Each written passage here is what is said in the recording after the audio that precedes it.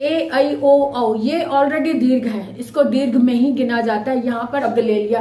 तितली हमने लिखा तो त पहले वाले ता में छोटी ई की मात्रा लग रही तो वो लेफ्ट साइड से मात्रा आएगी, और लास्ट में जो ली लगा उसमें बड़ी ई की मात्रा लग रही तो वो राइट हैंड साइड से बड़ी ई की मात्रा आएगी। आज हम सीखेंगे सही मात्रा कैसे बनाएं।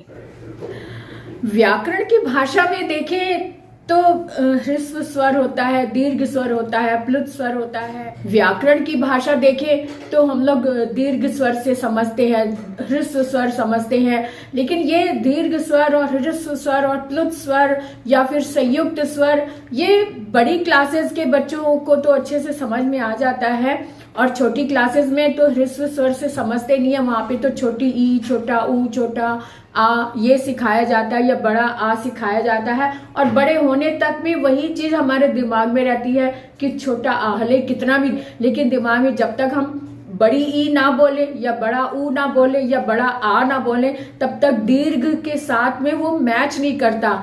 दीर्घ स्वर बोलेंगे साथ में हम बोलेंगे बड़ी ई, बड़ा ऊ, बड़ा आ, तब बच्चे 9th 10th के 11th 12th के भी तब समझते हैं।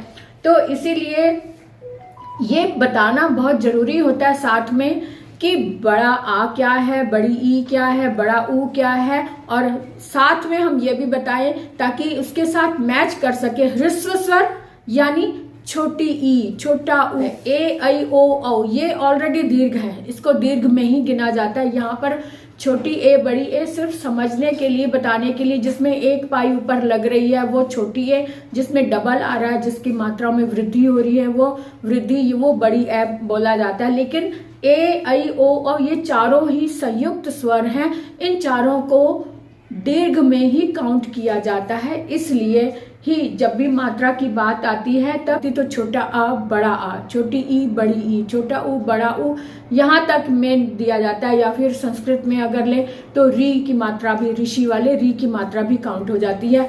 तो जो ए आई ओ औ है उनको भी हम इसमें लेते हैं कि अगर डिक्टेशन लिखवा रहे हैं, श्रुतलेख लिखवा रहे हैं, इमला लिखवा रहे हैं तो वहां पर ए की मात्रा लगी है तो हम ये नहीं बोलते कि ह्रस्व ए, वहां पर हम कहते हैं छोटी ए या फिर बड़ी ए। यहाँ पर ह्रस्व या दीर्घ की बात नहीं आती, ये छोटी सी बात आप नोट कर ले।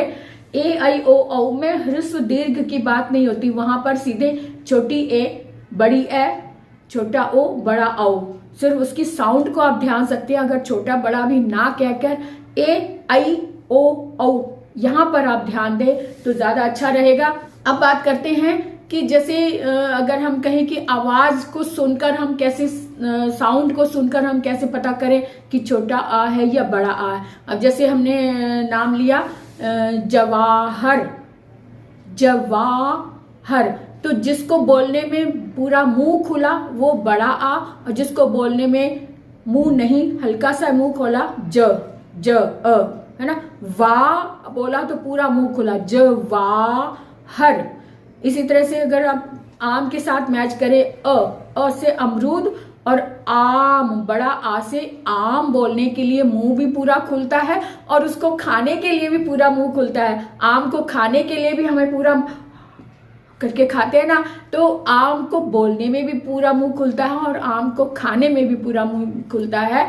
तो ये बात ध्यान रखें। और साथ में अगर हम कहें कि ई और ई, तो इमली, इमली का जो ई है वो छोटी ई है ना, तो इसको बोलने में भी ई लगा, इमली। ली बोला तो देर तक हमें उस पीछे आवाज रोकनी पड़ी, जैसे कि साउंड आती है, जैसे कंपन वाली आवाज आ रही है, इमली। देर तक हम जिसको बोलते हैं, प्रोनाउंस करते हैं या साउंड देते हैं, वो तो बड़ी ई हो गया। लेकिन इसको हम लिखते समय कैसे पहचाने, तो बड़ी ई की मात्रा को हम जब राइट हैंड, अब ये मेरा राइट हैंड है, इस तरफ से मैं ऐसे मात्रा लगाऊंगी तो वो बड़ी ई, और ये लेफ्ट हैंड की साइड से जब मैं मात्रा लगाऊंगी तो वो छोटी ई। जैसे तितली शब्द ले लिया, तितली हमने लिखा तो त पहले वाले ता में छोटी ई की मात्रा लग रही तो वो लेफ्ट साइड से मात्रा आएगी, और लास्ट में जो ली लगा उसमें बड़ी ई की मात्रा लग रही तो वो राइट हैंड साइड से बड़ी ई की मात्रा आएगी। तो इसकी साउंड से भी समझो, पहचानो, बोल में भी पहचानो और लिखने में भी पहचानो तभी हम ठीक से समझ पाएंगे भाषा को, भाषा की गहराई को। इसी तरह से अगर हम कहें कि छोटा ऊ और बड़े ऊ को कैसे समझे, ऊ में हम कहेंगे मुर्मू शब्द हमने लिया, मुर्मू शब्द लिया तो मुंह में जो पहला वाला मुंह है उसमें छोटे ऊ की मात्रा आ रही है, यानी वो लेफ्ट साइड में घूमेगा। पहला वाला जो ऊ है वो लेफ्ट साइड में घूमेगा और लास्ट वाला मुर्मू, मुंह में साउंड लंबी आ रही है और यानी बड़ा ऊ है, इसको हम राइट हैंड साइड में घुमाएंगे ऊ को। तो इस तरह से भी पहचान करो, आवाज सुनकर भी और उसके साइड को भी समझ लो कि कौन सी साइड से हमें कौन सी मात्रा लगानी है ना। ये बात तो क्लियर हो गई कि छोटा आ भी समझ आ गया। छोटे आ की मात्रा नहीं लगती है, एक तो ये भी ध्यान रख लो, छोटे अ की मात्रा किसी व्यंजन में नहीं लगती। व्यंजन में ऑलरेडी उसमें आ लगा हुआ होता है, क्योंकि बिना स्वर के कोई भी व्यंजन पूर्ण नहीं होता। अगर मैं बोलूं कि कबूतर, तो क अ की साउंड पहले से आ रही है, क अ, यानी क प्लस अ उसमें पहले से मिक्स किया हुआ है। अगर मैं बोलूं बूतर, तो ब में ऊ की साउंड आ रही है, बड़े ऊ की साउंड आ रही है। देर तक हम रुक रहे हैं तो बू में अगर मात्रा लगाएंगे तो राइट हैंड साइड को उसे घुमाएंगे, तब वो बड़े ऊ की मात्रा कहलाएगी, है ना।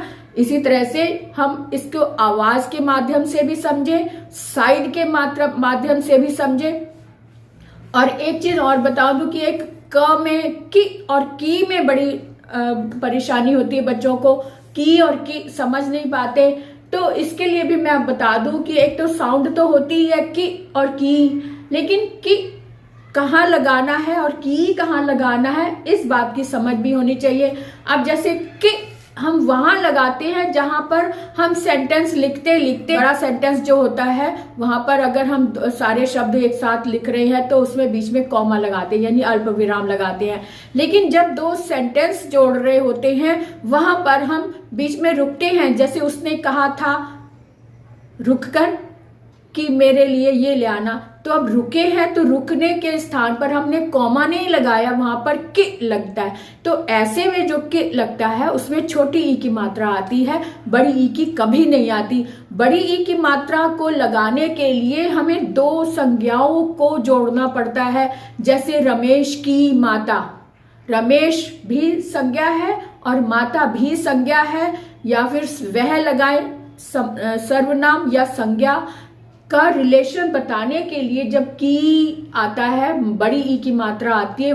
कॉमा जताने के लिए, अल्प विराम दिखाने के लिए जब हम कि लगाते हैं तो वहां पर छोटी ई की मात्रा आती है। और छोटी ई कौन सी होती है? जो लेफ्ट साइड से लगती है, और बड़ी ई की मात्रा राइट साइड से लगती है। ठीक है ना, क्लियर हो गया ना।